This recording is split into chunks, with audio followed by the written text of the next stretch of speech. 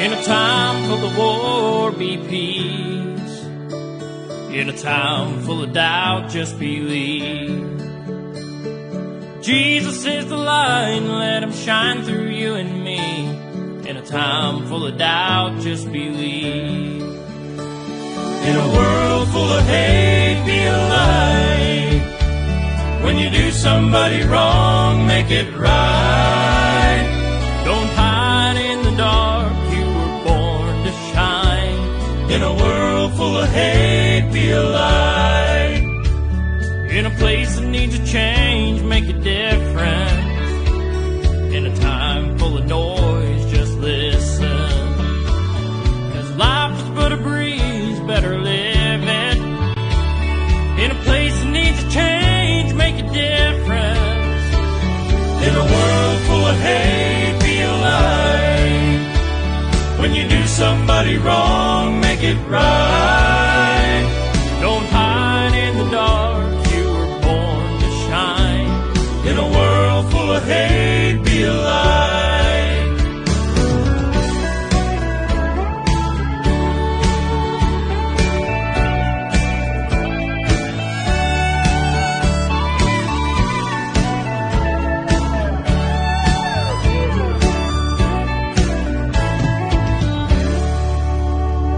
In this race that you're in, don't slow down. You only get one go around. Cross the finish line and hear the trumpet sound. In this race that you're in, don't slow down.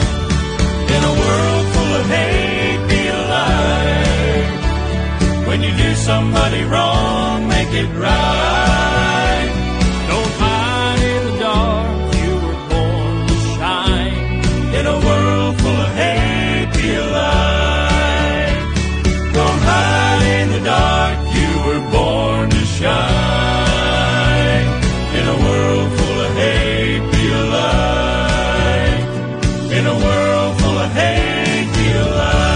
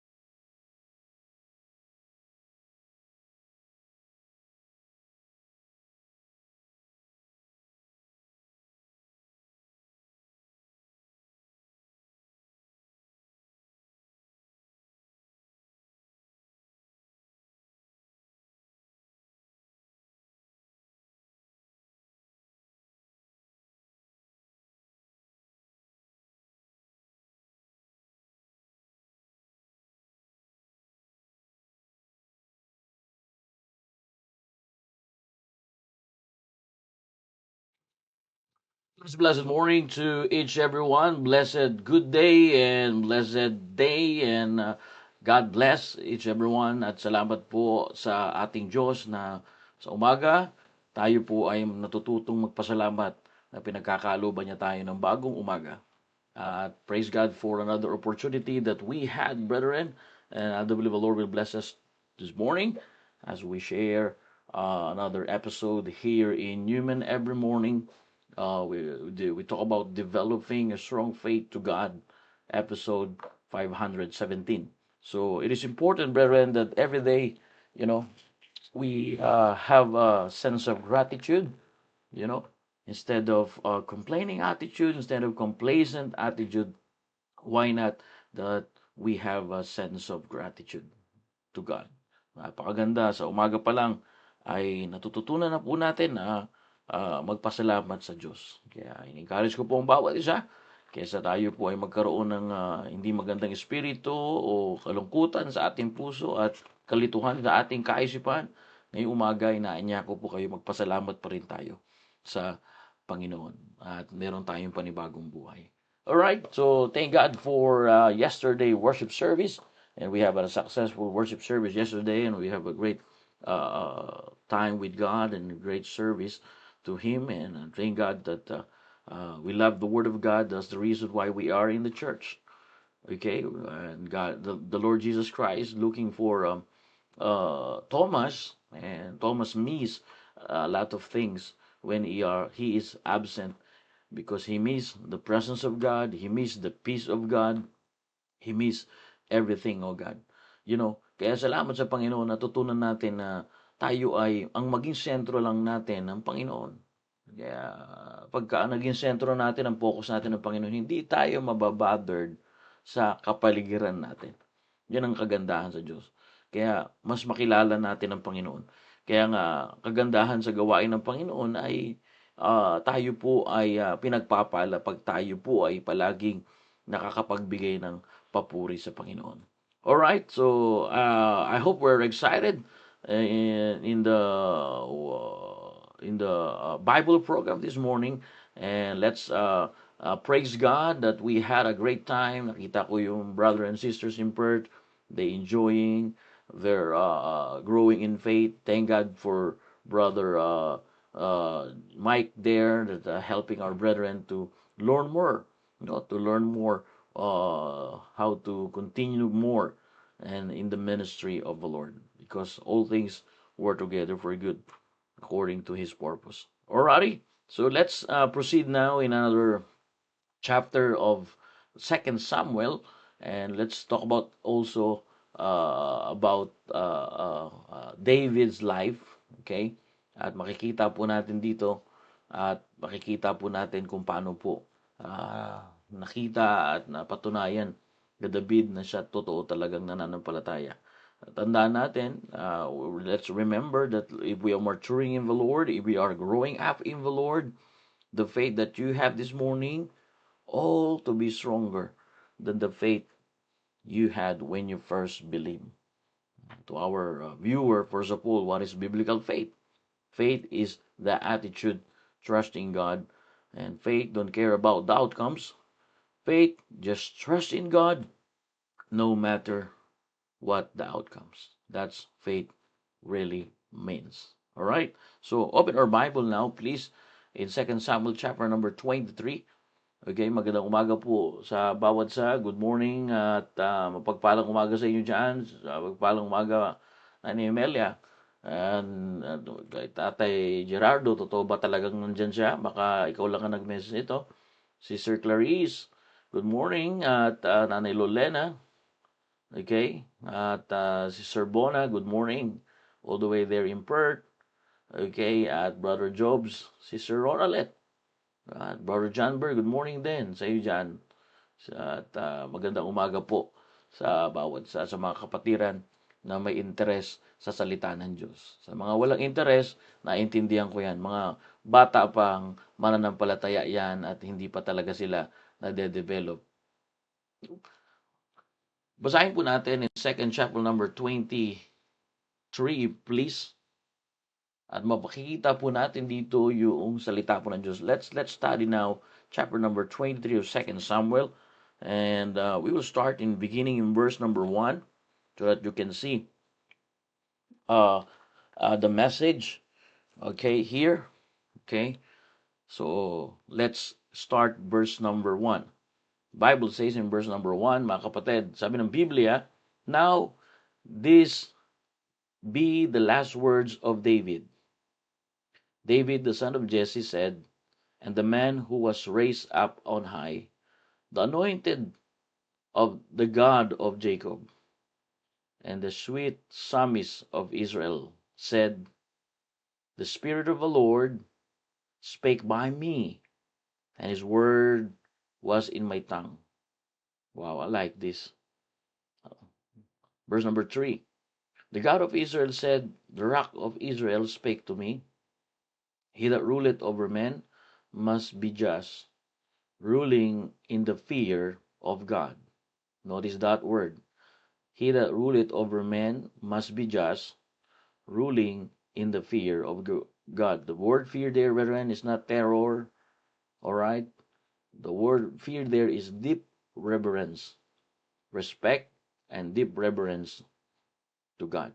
And in verse number 4, the Bible says, and he shall be as the light of the morning, when the sun riseth, even a morning without clouds, as a tender grass springing out of the earth, by clear shining after rain. In verse number 5, brethren, the Bible says, although my house be not so with God, yet he hath made with me an everlasting covenant, ordered in all things, and sure, for this is all my salvation and all my desire, although he make it not to grow. Verse number 6, but the son of Belial shall be all of them as thorns thrust away, because they cannot be taken with hands. Verse number 7, but the man that shall touch them must be fenced with iron, and the staff of a spear, and they shall be utterly burned with fire in the same place. Verse number 8, these be the names of the mighty men whom David had the Techmonite that sat in the seat, chief among the captains. The same was Adino the Hesnite. He lifted up his spears against 800, whom he slew one time. And after him was Eleazar, the son of Dodo the Ahohite, one of the 3 mighty men with David, when they defiled the Philistines that were there gathered together to battle, and the men of Israel were gone away. He arose and smote the Philistine until his hand was weary, and his hand clave unto the sword. And the Lord wrought a great victory that day, and the people returned after him only to spoil. Verse number 11, and after him Shammah, the son of Agi the Hararite, and the Philistines were gathered together into a troop, where was piece of the ground full of lentils, and the people fled from Philistine. Verse number 12, but he stood in the midst of the ground and defeated it and slew the Philistine, and the Lord wrought a great victory. All right, let's pray and close our eyes. Dear God, Father in heaven, thank you, Father, for your words. Thank you for another blessing that we will receive. Thank you for illuminating this word to us and understanding the words to us to help us to develop our strong faith to you. Bless your people, O God. That's all I want. Make me a blessing. Use your servant as I pass your information to your people. Because if you don't use me, I'm just good for nothing. Thank you for what you have done in our lives. Forgive us in our sins. This is our prayer in Jesus' name. Amen and amen. Alrighty. Good morning again to each everyone. Nasan man kayo, ay magandang umaga po dyan. Okay? Ngayong umaga, gusto ko po makita ninyo, this morning, just giving you what happening in this chapter 23, book of Samuel or Second Samuel 23 records, brethren, is David's last word. Bible says in verse number 1. Nakita naman natin, sabi ng Biblia, now this be the last words of David. So I want to explain that so that you can understand. So the Bible says, David last word and the names of the mighty men. The Bible says, as David looks back on his life, the Bible says he does not talk about fame, he does not talk about wealth or victories. But again, he talk about how God is great in his life. Bible says, verse number 1, David the son of Jesse said, and the man who was raised up on high, the anointed of the God of Jacob, and sweet psalmist of Israel said, the Spirit of the Lord, all right, the Bible says, the Spirit of the Lord spake unto me. So makikita po natin dito mga kapatid na ito yung mga huling salaysay ni David. Ito yung mga huling salita ni David at talaan ng kanyang mga kapangyarihan at talaan ng kanya pong mga napagtagumpayan sa buhay niya. Pero binalikan ni David, binalikan tanaw ni David ang kanyang buhay na hindi binanggit ang yaman at katanyagan at tagumpay, kundi ang binanggit niya po rito yung Diyos. Kung paano ang Diyos ay dakila. And I want you to see here that David looks back on his life. He does not talk about fame. He does not talk about victories here. This is the last words of David. But he talk about living a godly legacy. This morning, I want you to see here about living a godly legacy. David talk about not fame and wealth or victory over Philistine, victory over to people that wants to get what to get the right to worship the true living God. But praise God, in this Bible, in this chapter 23, you will find out the last words of David, and he never mentioned his fame, he never mentioned his wealth, he never mentioned victories. Sometimes in our lives, we are more focusing in our achievements, in our fame and wealth that we had, money in our bank. We think about that we are blessed because we are financially blessed. But brethren, David did not talk about the wealth that he had, the being famous as a king and being, successful king and victorious that he had, but he talked about the righteousness and faithfulness of God. Makikita po natin dito. Sometimes ganun tayo. Mas pinakikita natin sa laman ng ating Facebook na pinagpala tayo material. Pero napakaganda lalo na sa mga membro ng simbahan, ang ipapakita natin yung gawain ng Diyos. Kasi wala nang pwede pagmalaki ang tao, kundi yung ginagawa ng Diyos sa buhay niya. Maganda mag-share tayo ng mga material na bagay at pinagpala tayo material na bagay, pero hindi mo po dyan mababase na ikaw ay talagang pinagpala. Ang totoong pinagpala ay natututo ng magpakumbaba, hindi maging gitera. Ang totoong pinagpala ay natututo ng manahimik at magkaroon ng pagpapasakop sa banal na espiritu.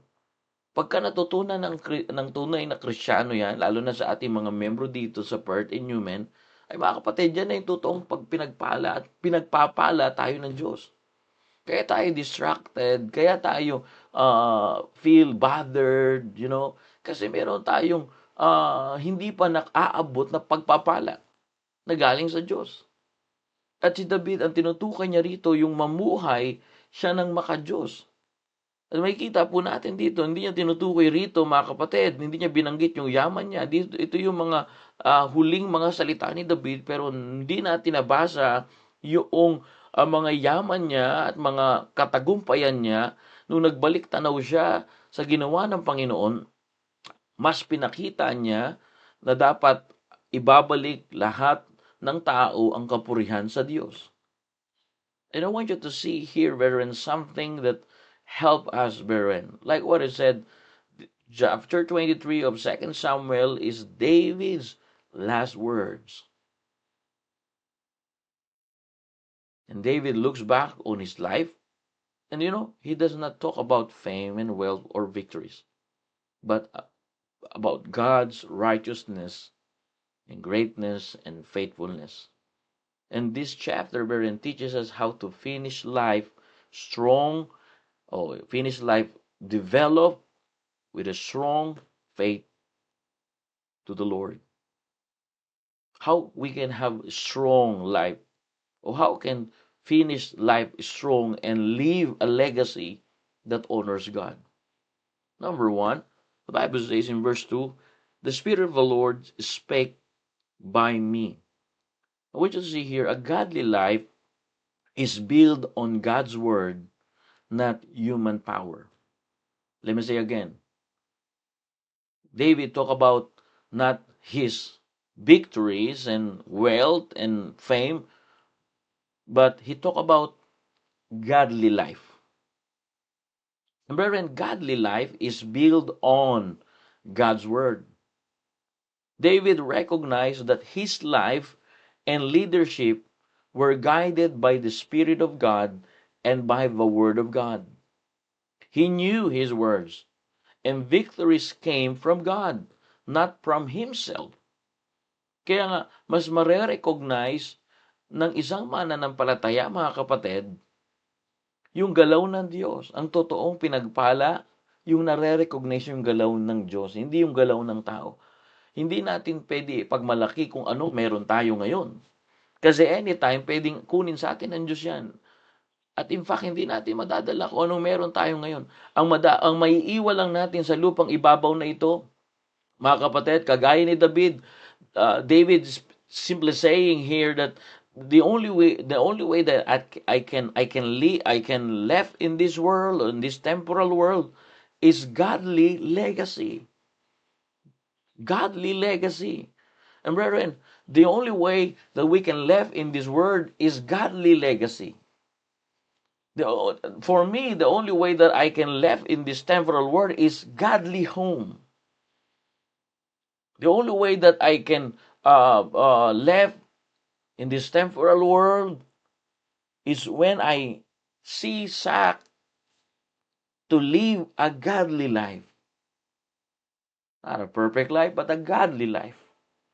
Makaganda na palakasin natin, paramihin natin yung mamuhay tayo ng maka-Diyos. Kasi lahat ng mga ina-achieve mo ngayon, lahat ng meron ka ngayon, ay hindi mo naman madadala yan. Ang maiiwan mo lang dito sa lupang ibabaw ay yung maka-Diyos. Kagaya ni David, siya po'y hari, siya po'y maraming record na napagtagumpayan niya. Talagang popular na hari si David dahil sa kanyang na-achieve ng mga gera na natagumpayan niya. Pero mga kapatid, sabi ni David, aalis ako dito sa lupang ibabaw, ang maiiwan ko lang yung pagiging maka-Diyos ng aking family. Alam nyo, yun lang ang maiiwan natin. Kaya kung hindi tayo magiging maka-Diyos, hindi natin na-develop yung ating pananampalataya sa Diyos, hindi natin nauunawaan pa ang Diyos, wala tayong bibit-bitin dito. Sino ang maiiwanan natin? Kaya, napakaganda na makita po natin ito. This morning, I want you to open our mind that David simply saying, finishing a strong and living a godly legacy.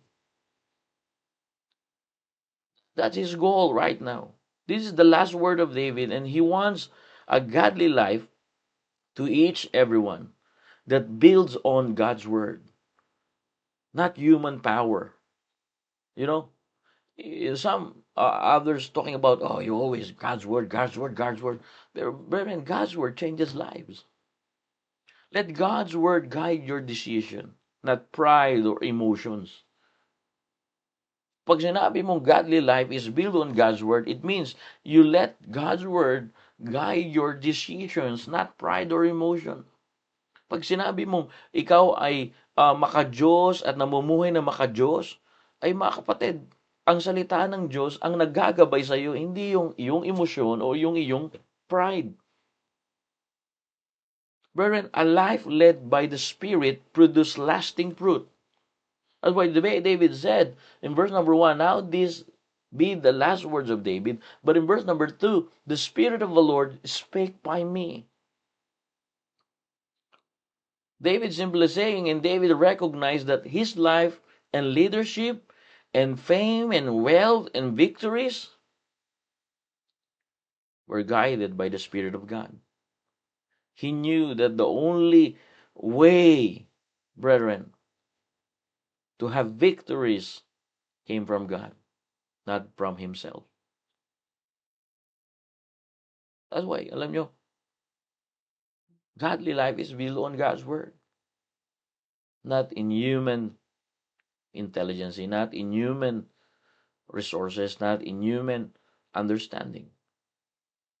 Kinilala ni David na ang kanyang buhay ay napapamunuan at ginagabayan ng Espiritu ng Diyos. Alam niya ang kanyang mga salita at tagumpay ay mula at nanggaling po sa Diyos. Hindi po sa kanyang sarili. Yan ang maganda. Kaya kapag sinabing huling salita ni David, ibig sabihin ito na yung nagpapaalam na si David sa kanyang mga maiiwanan. Ang tanong ko, ano pong maiiwanan natin dito sa lupang ibabaw? Ang maiiwanan natin sa mga tao na kasama natin at minahal natin, yung mga ligasiya na tayo ay naglilingkod sa Diyos. Brethren, finish a strong and leaving a godly legacy, David said. In order to finish strong and leaving a godly legacy, in order for me to finish in this life, brethren, is to build a godly life that build on God's word. I encourage everyone, let God's word guide your decision, not pride. Natandaan po natin yan.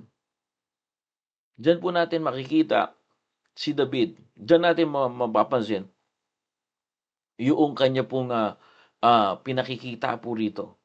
Kaya makikita po natin, sabi ng Biblia, okay, ang buhay na nangyari sa buhay ni David ay gabay at pinangungunahan ng Espiritu. Sabi niya diyan sa verse number 2, the Spirit of the Lord spake by me. What does it mean? It means, David simply saying, a life that led by the Spirit produce lasting fruit. Okay? So, makikita po natin diyan. Kaya nga, ang buhay natin talaga ay dapat mabuild, no? Sa salita ng Diyos. Hindi sa ano pa mang mga bagay. Kaya kapag napansin ko na pagka dito may mga church members na nagbi-build sila ng kanilang mga so-called na kasi meron akong ganito, kasi meron akong ganyan. Mga kapatid, yan ay immaturity. Dahil hindi ka naman magkakaganyan kung hindi ka ginising ng Diyos. Lahat ng meron tayo ngayon, lahat ng meron ako ay galing sa Diyos. Pero ang katanungan, nakapag-build ka na ba ng maka-Diyos na buhay? Na hindi mo pwede ipagpalit ang mga bagay at hindi mo pwedeng i-replace yung araw ng Diyos para sa mga bagay mong pangsarili. Sasabihin na naman natin, ako na naman yung tinutukoy. Mga kapatid, lahat tayo nangangailangan ng paalala. Lahat ako ay laging nagbabasa ng salita ng Diyos at ako ay napapalahanan. Brethren, at the end of his life, at the end of David's life, David did not boast about his strength. David did not boast about his army. David is not boast his achievement. Instead, he humbly acknowledged that everything he accomplished was the result of God's Spirit working through him. The Bible says, verse number 2, "In the Spirit of the Lord spake by me." You see, so David understood that godly life is not built on talent. Godly life is not built on positions. Godly life is not built on human effort, but on obedience to God's word and dependence on God's Spirit. Either amen? Patatagalugin ko po sa mga kakapatiran. Sa huling bahagi ng kanyang buhay, mga kapatid, hindi pinagmamalaki ni David ang kanyang lakas. Hindi niya pinagmamalaki yung mga kubo o kawal niya o mga nagawa niya. Sa halip, siya po ay nakitaan ng Diyos ng pagpapakumbaba. At sabi ng Biblia, lahat ng kanyang nagawa ay bunga ng pagkilos ng banal na Espiritu ng Diyos sa buhay niya. So makikita po natin na unawaan ni David na ang maka-Diyos na buhay ay hindi itinatayo sa kakayanan o kayamanan o posisyon o pagsisikap ng tao, kundi sa pagsunod sa salita ng Diyos at pag-asa sa banal na Espiritu. And David accomplished was the result of God's Spirit working through him. And David understood, brethren, that godly life is not built on talents, that godly life is not built on positions, godly life is not built on wealth, godly life is not built on human effort, but on obedience to God's word and dependence on the Spirit of God. Our question this morning is, do we sensitive in the voice of the Spirit of God? That's why, like what I said, let God's word shape your decision more than your opinions, more than your emotions, more than your threads. Hayaan ang salita ng Diyos ang humubog sa iyong desisyon kaysa opinyon o damdamin o uso. Ito kasi yung uso ngayon.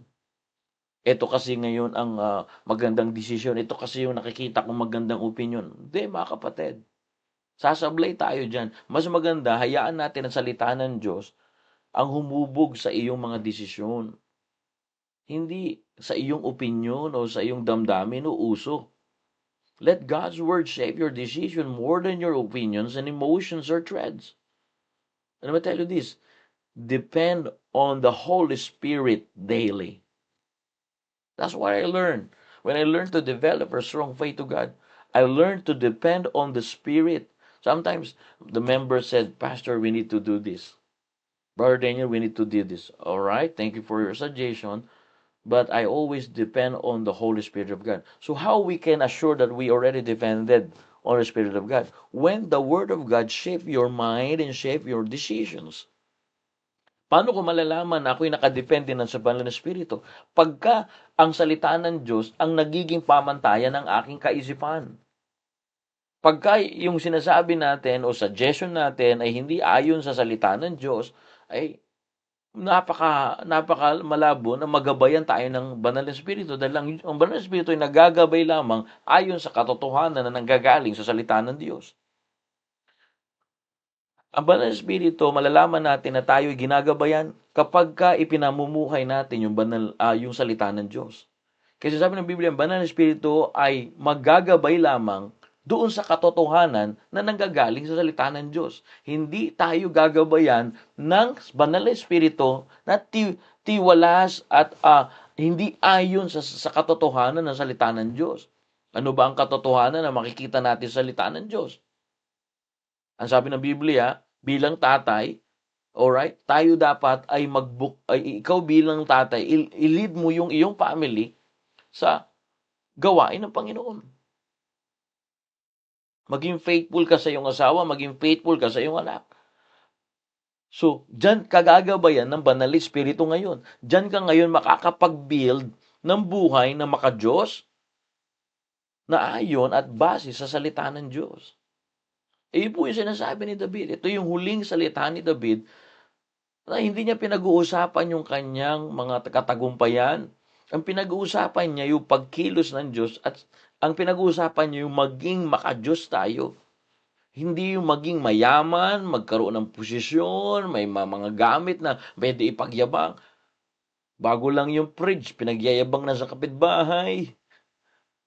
Sabi nung, alam mo, galing ako sa Saudi. Tinan mo, bago yung fridge ko, bago yung ano ko. Kapatid, ang nagdala sa iyo sa ganyang kalagayan ng Panginoon. Humble pa tayo nang walang-wala tayo. Pero nagkaroon na tayo ng konti lang, di ko kung pagpapala, ang yabang na. Hindi na kumikilala sa galaw ng Diyos. At yun po nakakalungkot. Church members, listen to this. It is important this morning that measure success by faithfulness to God, not by visible results. David said, the end of his life, David did not boast about his fame and wealth and strength in his own army and his own achievement. Instead, he humbly acknowledging that everything he accomplished was the result of God's Spirit. Are you there, amen? And let me tell you this, brethren, measure success by faithfulness to God, not by visible result. Not all blessing is visible. Yesterday, we talked about nothing is wasted in God's plan. And you don't need to be visible to be valuable. Sukatin ang tagumpay ayon sa katapatan ng Diyos, hindi lamang sa nakikitang bunga. Mapandaya ang mata natin. Pwede tayong dayain yan. Kahit tayo na mismo. No? Kung ano man nakikita natin maganda sa ating paligid, mga kapatid, pwede tayong dayain yan. Akala natin napakaganda ng harapan, pero yung loob nun nabubulok na pala. Kaya nga napakaganda na sukatin ang tagumpay ayon sa katapatan natin sa Diyos, hindi lang sa nakikitang bunga. And I want you to see here, brethren, again and again, David did not boast about his strength. Si David ay hindi pinagmalaki. Yan ang ibig sabihin yan. Ang kanyang lakas o ano pa mang mga bagay. Sa halip, pinakita niya lahat ng kanyang nagagawa ay bunga ng pagkilos ng Espiritu ng Diyos. Nakukuha niyo po ba? That's why, again, brethren, let God's Word shape your decision more than opinions, emotion, or threats. And not only that, depend on the Holy Spirit of God daily. Not only in difficult moments. Sometimes we ask the power of the Holy Spirit in difficult moments. That's wrong. Depend on the Holy Spirit daily. Amen. David said, the Spirit of the Lord spake by me. So it means depend on the Holy Spirit daily. The work of the Holy Spirit. Because, again, brethren, the work of the Holy Spirit, okay, the work of Spirit of God led and produced lasting fruit. A life that led by the Spirit of God, it produces lasting fruit. Ang buhay na pinangungunahan ng Espiritu ay nagbubunga yan ng pangmatagalan. Kaya doon tayo dapat, mga kapatid. So makikita po natin yan. Okay? Kaya mapapansin po natin yung sinasabi ni David dito po. Alright? So a godly life is built on God's Word, not human power. David simply saying this. Ano po? Kaya nga, makikita po natin, okay, a godly life is not built by human power, but by heart surrendered to God's Word. David simply saying, a godly life is not built by human power or human intelligence, but by a heart surrendered to God's word. Ang makadiyos na buhay ay hindi itinatayo sa lakas ng tao, kundi sa pusong nagpapasakop sa salita po ng Diyos. Naray na po kayo? Amen? So ano po pwede natin pang makita rito? What is deeper life application that we can see here, brethren? Ano pong mensahe na mag-i-encourage sa atin, mga kapatid? Not only godly life built on God's word, but you will see here, brethren, righteous living bring God's blessing and clarity. What the Bible says in verse number 3, okay, basahin po natin. Sabi ng Biblia, the God of Israel said, the rock of Israel spake to me, okay, he that ruleth over men must be just, ruling in the fear of God. So David said, he that ruleth over men must be just in the fear of God. So David declares that anyone who leads or lives must do so with justice and the fear of God. Sabi ni David, ipinahayag ni David na ang sinumang namumuno o namumuhay ay dapat maging matuwid at may takot sa Diyos. May pagkarespeto sa Diyos. David said, this is not only about kings of leaders. David said, it applies to every believer. That David declares that anyone who leads or lives must do so with justice. So, righteous living, not only godly living, but righteous living, brings God's blessing and clarity. Ano po? Kaya makikita po natin, David simply encouraging us that this is not only about kings or leaders. It applies to every believer. Because, brethren, a righteous life brings clarity, direction, and blessing from God. Blessing from the Lord. Just like the morning light that drives away darkness. Sinasabi ni David, hindi lamang ito para sa mga hari o mga namumuno, ito ay para sa bawat mananampalataya. Kasi po ang matuwid na pamumuhay ay nagdadala ng kaliwanagan, direksyon, at pagpapala. Tulad ng liwanag sa umaga, nagpapalayas ng dilim. Ganon din po tayo, mga kapatid. Kaya ang gusto ko po makita nyo po rito, ano po maintindihan natin, mamuhay ng matuwid, kahit walang nakakakita. Live rightly even when no one is watching. Choose right over wrong. Because righteous living may be difficult, but it brings peace and stability.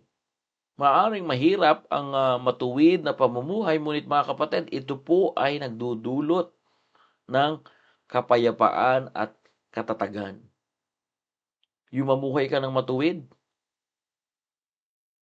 yan ay pagpapala. Mahirap mamuhay na ng kukompromiso. Hindi tayo pagpapalain sa pagsisinungaling. Or magta-time in ka, dapat kung ano talaga yung time in mo sa trabaho mo. So makikita po natin na in-encourage tayo ng salita ng Diyos. Live rightly even when no one is watching. Mamuhay ng matuwid kahit wala nakakakita. At sabi ni the Biblia, the Bible says, let the fear of God guide your choices at home. Let the fear of God guided your choices at work. And not only that, let the fear of God guided your choices at your church. Hayaan natin ang takot ng Diyos ang gumabay sa iyong desisyon sa tahanan, sa trabaho at sa ating simbahan. Makikita mo natin yan.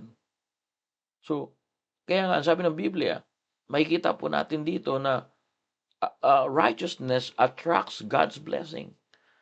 David said, "He that ruleth over men must be just and ruling in the fear of the Lord." Because David knew a righteous living or a righteousness attracts God's blessing. Mga kapatid, yung buhay na matuwid at may katuwiran sa harapan ng Diyos ay umaakit yan sa pagpapala ng Diyos. That's why righteous living bring God's blessing, because righteousness attracts God's blessing. Sinong hindi mabubuhay na matuwid? Una, pag matuwid ang buhay mo, hindi ka lang physically healthy, spiritually healthy ka pa. At hindi lang yon, ina-attract mo. Okay? Ano ibig sabihin nun, mga kapatid? Umaakit ka sa pagpapala ng Diyos. Yung nabubuhay ka at nagbubunga yung katuwiran mo, at yung katuwiran mo, yung paggawa mo ng katuwiran sa biyaya ng Diyos at tulong ng Banal na Espiritu, umaakit din pa rin pala yan sa pagpapala ng Diyos. Yan po ang ibig sabihin yan. Kaya ang buhay na pinangungunahan ng salita ng Diyos, ng Banal na Espiritu ng Diyos, ay magdudulot po at nagbubunga ng katuwiran. At ang katuwiran ay umaakit sa pagpapala ng Diyos. And righteousness, brethren, attracts God's blessing. Do you want to attract God's blessing? Walk in righteousness. Desire righteousness. Hello? Righteousness living may be difficult for you right now. But brethren, it attracts God's blessing to your life. Either amen? It brings peace and stability. Maaring mahirap ang matuwid na pamumuhay sa ngayon dahil lumalago ka pa at nagpapalago ka pa sa salita ng Diyos. Pero mga kapatid, ito po ay nagdudulot o nag-aakit sa pagpapala ng Diyos. Nariyan na po kayo? Are you there, amen? Binibigay ko po sa inyo yung chapter 23, kung ano po yung nilalaman nito para sa mga susunod na araw. Hindi tayo maliligaw. I'm just giving you the introduction of this chapter 23 in order for us to understand the next thing that we can get from the Word of God. And the Bible make it clear here that David builds a godly life on the Word of God. Godly life is built on God's Word. And then now, David simply saying that righteous living attracts God's blessing. Righteous living bring God's blessing and clarity. He that ruleth over men must be just, ruling in the fear of the Lord. Amen. So a righteous life brings clarity, direction, and blessing. So may kita po natin dyan. Kaya, let the fear of God guide your choices at your work. Let the fear of God guide your choices at home. Pagka ang bata may takot sa Diyos, makikita mo yan. Pagka ang magulang o tayo may mga asawa na may takot tayo sa Diyos, hindi tayo maapektuhan sa mga bagay na dati madali tayo matempt kasi wala pa tayong takot sa Diyos. Ibig sabihin, kilala lang natin ang Diyos, pero pag sinabing takot, meron tayong respeto sa Diyos. Nire-respeto natin niya. Ginagalang natin. Kung tayo nga gumagalang sa presidente, sa Diyos pa kaya? Sabi ni David, ito, hari na po ito si David. Pero may respeto siya sa Diyos. May respeto siya sa Panginoon. Ang sabi ni David, kailangan matuto natin respetuhin ng Diyos. Pag respetuhin natin ng Diyos, mabubuhay tayo na may katuwiran. Ibig sabihin po ba, pala pagka bilang anak ng Diyos, nabubuhay tayo sa mga makamundong mga bagay, hindi natin nare-respeto ang Diyos. Tama po. In fact, nababastos natin ang Diyos. Naiinsulto natin ang Diyos sa buhay natin. Kung tayo ay namumuhay pa rin sa mga makamundong bagay. namumuhay pa rin tayo sa ating damdamin, sa ating opinyon, kaysa ilagay natin yung buhay natin, ipatong natin at ipamuhay natin yung salita ng Diyos. Maaring mahirap ang matuwid na pamumuhay, pero kaya nga pinade-develop ng salita ng Diyos yung ating pananampalataya. Kasi naniniwala tayo na mahirap ang matuwid na pamumuhay kung wala pong salita ng Diyos. Mahihirapan kang magkaroon ng matuwid na pamumuhay kung pinaiiral mo lang yung kapangyarihan mo, yung kakayanan mo. Pero kung pairalin mo sa tulong ng banal na espiritu at salita ng Diyos na nagagabay sa mga desisyon mo, sa mga pagpili mo ang salita ng Diyos, mga kapatid, madaling mamuhay na matuwid. Kasi po ang katuwiran po ay nag-aakit ng pagpapala ng Diyos at nagdudulot ng kapayapaan at katatagan. Gusto natin tumatag ang ating pananampalataya. Gusto natin dumevelop ang ating pananampalataya. Gusto natin maging matatag yung ating relasyon sa Diyos at maging mapayapa ang ating buhay. Simple lang. Mabuhay tayo ng matuwid. Para tayo mamuhay ng matuwid, ipa-build natin muna yung ating sarili sa salita po ng Diyos. Doon tayo makakapamuhay. Doon lang ako nakakapamuhay, mga kapatid. Doon lang din ako makakapamuhay kung ibibuild ko yung aking sarili sa salita ng Diyos. Once na iniwanan ko na yung salita ng Diyos, yan na yan. Pa-start ng pabagsak yan. Pa-start na tayo palayo ulit. Nakukuha niyo po ba? Amen? So, ganyan po ang sinasabi ng Biblia. That's why, like what it said, a life led by God's word produces righteousness. And righteousness attracts God's blessing. Amen? So nakikita niyo po what David simply saying here? Verse number 2, the Spirit of the Lord spake by me, and His word was in my tongue. And His word is in my tongue. So what does it mean, brethren? A godly life is not built by human power, but by the word of God. And not only that, David simply saying, a life that led by the word produces righteousness. That's why he said, he that ruleth over men must be just, ruling in the fear of God. So it start from the word of God. Godly life built on God's word. And then when the word of God led you or produced righteousness, what is next? Righteous living brings God's blessing, because righteousness attracts God's blessing. Ia-attract natin yung pagpapala ng Diyos. Ia-attract natin, aakitin natin ng Diyos. Paano natin makakita ng Diyos? Simulan natin na magpagabay tayo sa salita ng Diyos, at yung salita ng Diyos magpuproduce yan ng katuwiran o kabanalan sa buhay natin. Maayos na paglalakad, maayos na pamumuhay. Alam mo na kung paano ka magdedesisyon. Alam mo na kung paano ka mamimili. Alam mo na kung paano mo piliin ito, kung paano mo desisyonan ito. Hindi ka basta-basta babase sa iyong nakikita lamang, sa iyong opinion, o sa iyong damdamin, sa iyong emosyon, o sa iyong pagmamalaki.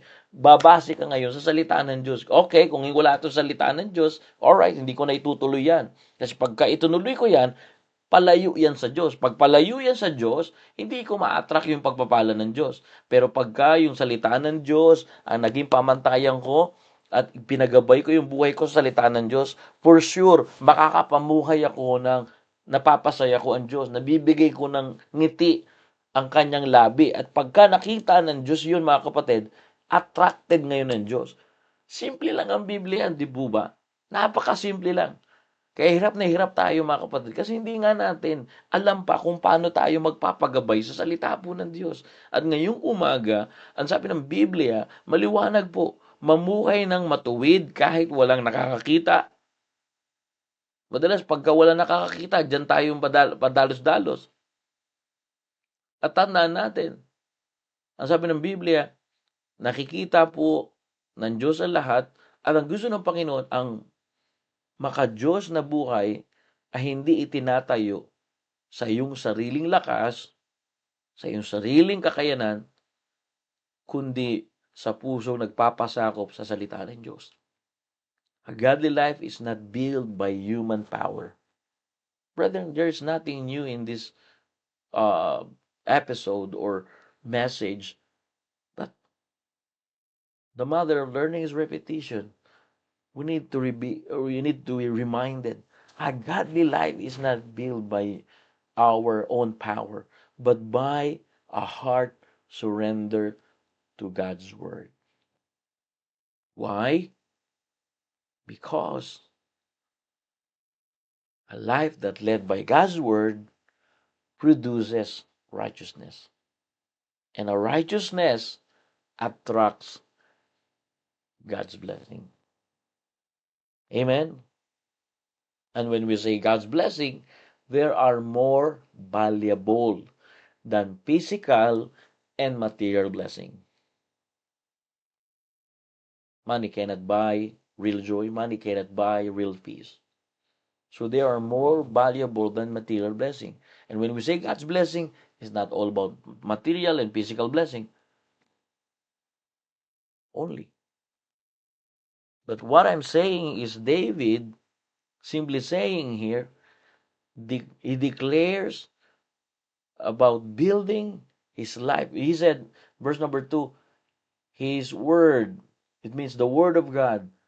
He said, his word was in my tongue.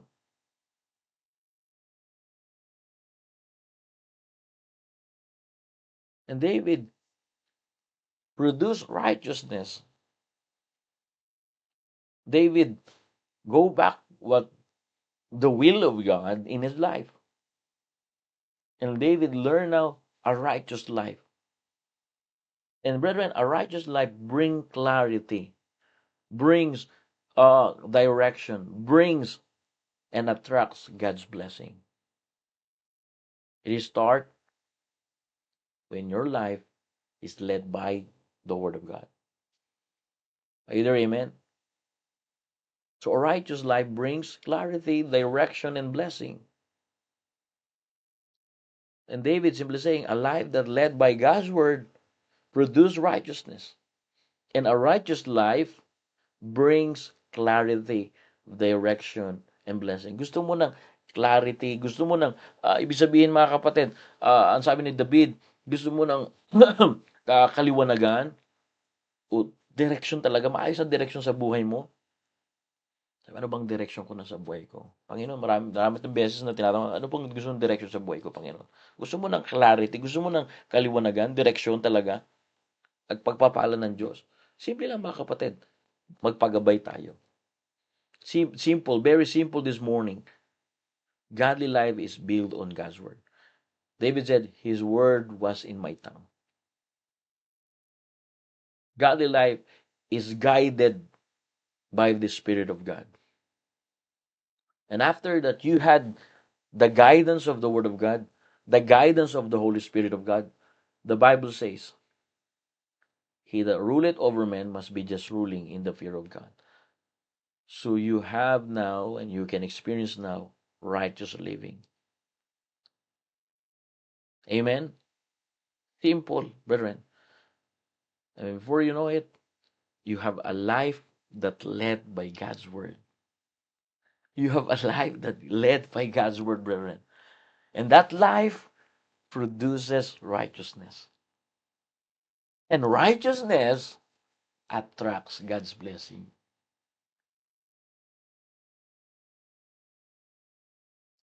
The Uzi once he said to me, easy, take it easy, mate. Tama naman eh. Pwede natin gawin niya ng madali kung talagang naiintindihan natin, kaya mabilis, attracted ang, sabi nila, law of attraction. You know, there's no word law of attraction in the Bible. What I learned from the Bible is righteousness attracts God's blessing. I rather to believe to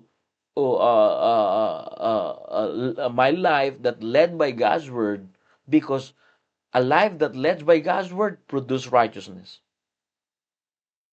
I don't need the word law of attraction, law of attraction. No. Because when a life led by God's word, the Bible says, David said, a king, and you will find out here wherein he acknowledged not his fame, not his power, not his own army, not his own achievement or accomplishment. He declares and acknowledges the word of God. So David teaching us that a life that led by God's word produces righteousness. And what is next? A righteous living or righteousness attracts God's blessing.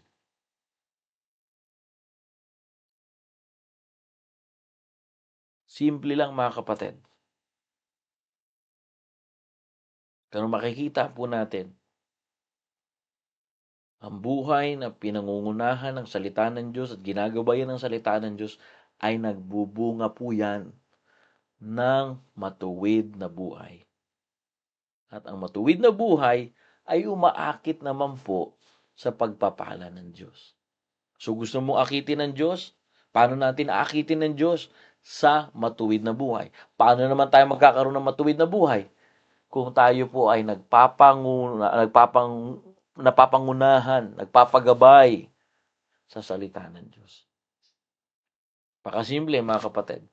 Kaya nga, paano naman tayo pangungunahan ng salita ng Diyos kung nagkukulang tayo sa pakikinig ng salita ng Diyos? Hindi ka surprise na yung dati mong kilos, yung dati mong galaw, madalas kang mag-iisip ng masama, nakala mo ikaw ang sentro ng pinag-uusapan. Kasi nga, kulang ka na sa salita ng Diyos. Kapatid, kulang ka na sa salita ng Diyos. Kaibigan, kulang na po tayo sa salita ng Diyos. Pero, pwede po tayo manumbalik at pwede natin ibalik at mabuhay tayo na pinangungunahan ng salita ng Diyos. Kasi ang pinangungunahan ng salita ng Diyos, nagbubunga ng katuwiran. At ang katuwiran ay umaakit sa pagpapala ng Diyos. I hope nakita po natin po yung salita po ng Diyos ngayong umaga. Kaya kung gusto kong i-attract ang Diyos sa pagpapala niya, okay, mas damihan ko yung pagpamamuhay ng salita niya. Ganun lamang po mga kapatid. Huwag na tayong aalis po doon. Huwag tayong lalayo sa salita ng Diyos. Pagka hindi sinabi salita ng Diyos, huwag mo nang gawin. Alright? Pag sinabi ng salita ng Diyos, ang pagsusugal, sisira ng relasyon ninyo, huwag mo nang gawin. Ang alak, sisira ng kaisipan at ng iyong laman loob, huwag mo nang dalas-dalasan uminom. Huwag tayong mamemersonal. Kung sinabi naman yung katotohanan at nabasa naman natin salita ng Diyos, huwag niyong personalin yun ng mga ngaral. Kasi katotohanan at katotohanan lamang yan. Pero pagka sinunod natin yun, tinan nyo po, madedetox. Hindi lang yung katawan mo, kundi yung spiritual mo. When the Word of God and our life led by the Word of God, it detox everything. Not only detoxination, detox your physical thing, but also your spiritual being. I hope it reminds us this morning. So this morning, we just showing you the introduction of chapter 23. But tomorrow, let's study and let's ask the Holy Spirit of God to bring us another principles that we can get from the Word of God. Let us pray again. Dear God, Heavenly Father, thank you, Lord, for reminding us. Thank you for in the lives of David. Thank you, oh God. David declares that anyone, David speaking about not his achievement, not his own strength, not his own army, not his fame and wealth. Instead, David humbly acknowledged that everything he accomplished was the result of guided by the result of guidance of the Word of God and guidance of the Spirit of God. He accomplished was the result of God's Spirit working through him. And as a believer and as a church members of this church, we need to get the principles. David understood that godly life is not built on talent. Godly life is not built on position. Godly life is not built on all human effort. But David understood that godly life builds and guided and led by the Word of God and by the Spirit of God. Thank you, O God, that we learn right now to obey Thy Word and have dependence on your Spirit.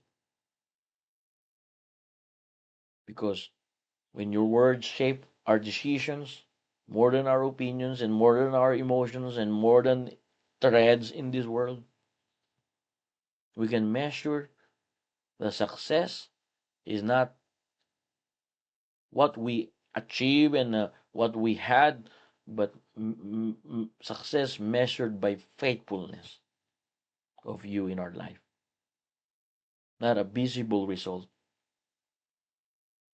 And thank you this morning that when we are guided by your word, we can live righteously.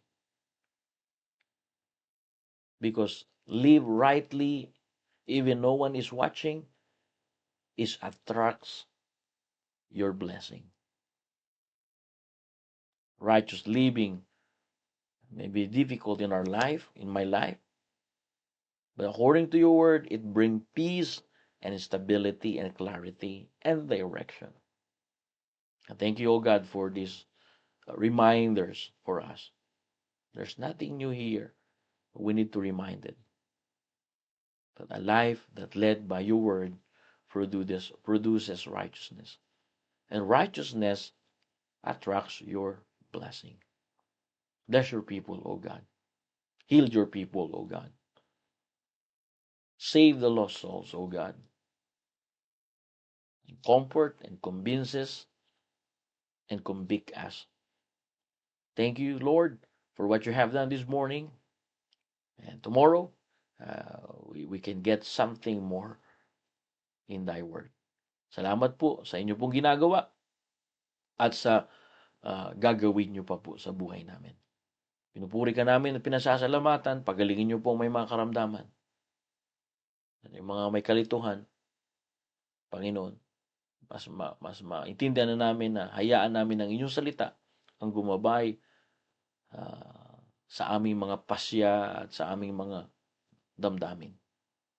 Dahil ang buhay na pinangungunahan ng inyong salita at ng banal na Espiritu ay nagbubunga ng pangmatagalan. Yun po ang kailangan namin.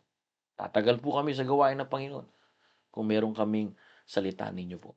Tatagal po kami sa inyong gawain kung meron kaming gabay ng inyong salita at ng inyong Espiritu Santo. Salamat po. Patawarin niyo po ang aming pagkukulang pagkasala. Ito po ang aming dalangin sa pangalan ni Jesus. Forgive us our sins. This is our prayer in Jesus' name.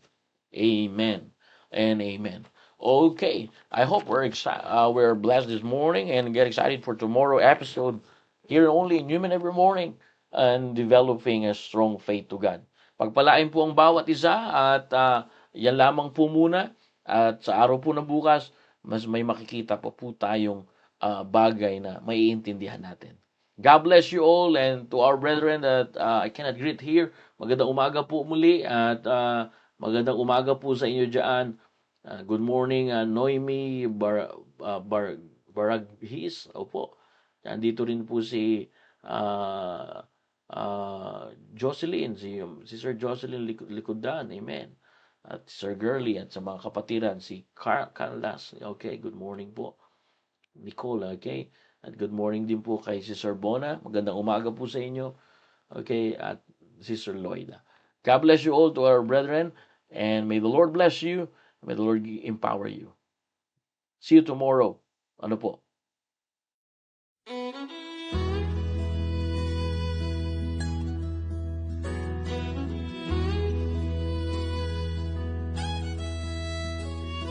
The preacher got up and said, stand to your feet.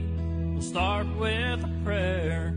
If you have a need, let it be heard, saints, let it be known.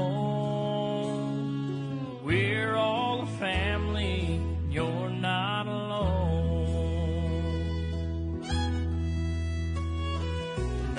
when he saw her at the back of the church. Her silence and sadness cried out to her. The kind shepherd knew just what to say.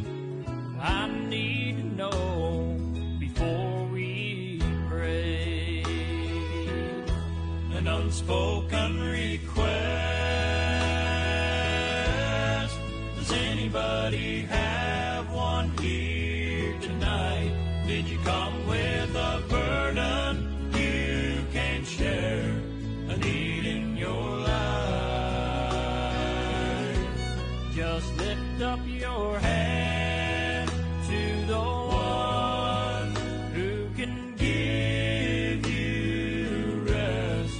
Child, have no fear, our God can hear an unspoken request.